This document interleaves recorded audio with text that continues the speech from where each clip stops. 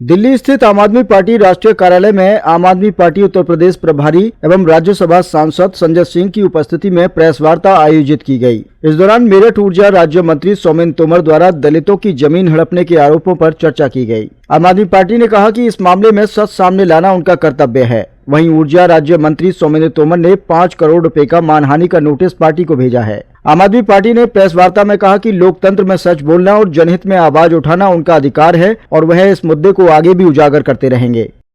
सबसे पहले उत्तर प्रदेश सरकार के ऊर्जा राज्य मंत्री यानी कि योगी आदित्यनाथ जी के साथ में बैठ के उत्तर प्रदेश की नीति निर्धारण बनाने वाले और करने वाले, उन्होंने सुनियोजित तरीके से मेरठ जिले के कायस्थ कांवड़ी गांव जो उन्हीं की विधानसभा में पड़ता है 47 दलित लोगों की जमीनों को खरीदने का काम किया।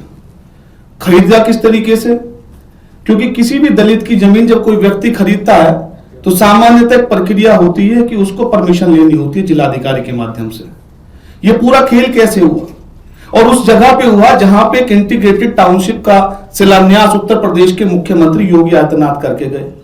क्योंकि वो सरकार में मंत्री हैं तो उनको सरकार की जानकारी की कहां क्या टाउनशिप आने वाली है, क्या प्लानिंग है, तो निसंदेह उनको वो सारी चीजें थी। जो जमीन औने पौने दामों में थी, दलितों की थी, जो कोई सामान्य व्यक्ति नहीं खरीद सकता था, उन्होंने उसको अपने धन बल के प्रभाव से, अपने राजनीतिक रसूख के हिसाब से, अपने मंत्री पद के उसके हिसाब से उन्होंने उस पर खरीदने का काम किया। आप देखिए ये पूरा का पूरा जो नेक्सस, जो पूरा खेल हुआ, इसको कैसे अमली जामा पहनाया गया। जो नियम ये है कि एसडीएम जो होता है, जो क्षेत्र अधिकारी होता है उस विधानसभा का, उसके पास दलित समाज का व्यक्ति जाता और परमिशन मांगता है। उसमें 2 कारण होते हैं।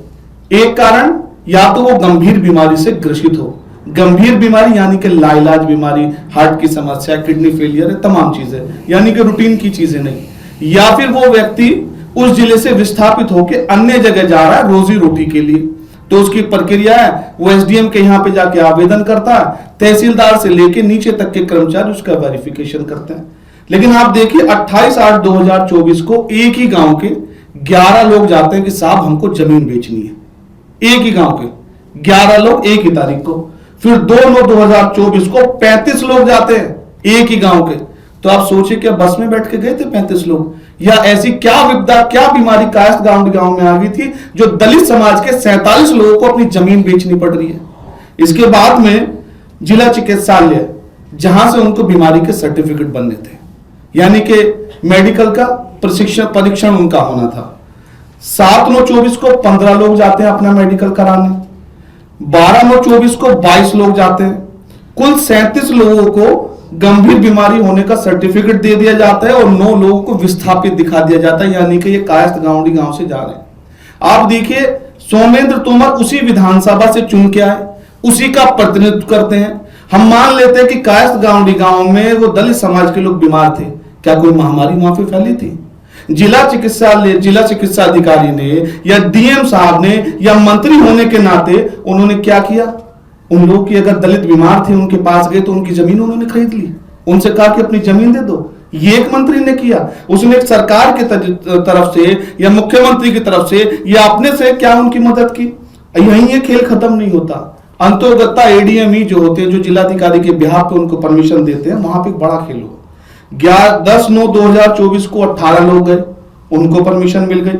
11/9/2024 को 6 लोग जाते हैं और 13/9/24 को 22 लोग जाते हैं। कुल 46 लोग ये परमिशन लेने जाते हैं। और जब ये 46 लोग परमिशन लेने, यानी कि 3 दिनों के अंदर एडीएम मेरठ के उनको परमिशन दे देते हैं 46 लोगों को। और उसी दिन, उसी के बाद 7/10/2000 ये 8 दलित व्यक्ति जितने हैं 47 के 47 लोगों की जमीन का बैनामा एक ही दिन में माननीय मंत्री जी करा लेते हैं 13/9/2024 को, एक ही दिन में। तो 47 लोगों की जमीनों को किस तरीके से सरकारी तंत्र का दुरुपयोग करके इन्होंने खरीदा। और इसको लेकर 10 तारीख को हम लोगों ने मेरठ में 10/11/2025 को एक प्रेस कॉन्फ्रेंस आयोजित की और उसमें तमाम चीजें हमने रखे। कोई हमने हवा में नहीं लगा, ये सर्टिफाइड कॉपियां हैं, ये सारे बैनामे हैं। इसमें जिलाधिकारी ने, उप जिलाधिकारी ने, उनकी रिपोर्ट है, इसमें लिखा हुआ कि बीमार है, ये पीड़ित है, ये लोग जा रहे हैं। इसके बाद मंत्री जी उन पर कार्रवाई क्या होती, हम लोगों ने महामहिम श्री नरेंद्र मोदी जी को भेजा, योगी आदित्यनाथ जी को, महामहिम राष्ट्रपति महोदय को, लोकायुक्त जी को, सीजेआई साहब को, तमाम 10 जगह हम लोगों ने इसकी कंप्लेन की। उसके बाद होता क्या है, राज्य मंत्री पे कार्रवाई तो नहीं होती, 5 करोड़ का डेफिमेशन का हम लोगों को नोटिस भेज दिया जाता है कि 5 करोड़ की मानहानि हो गई।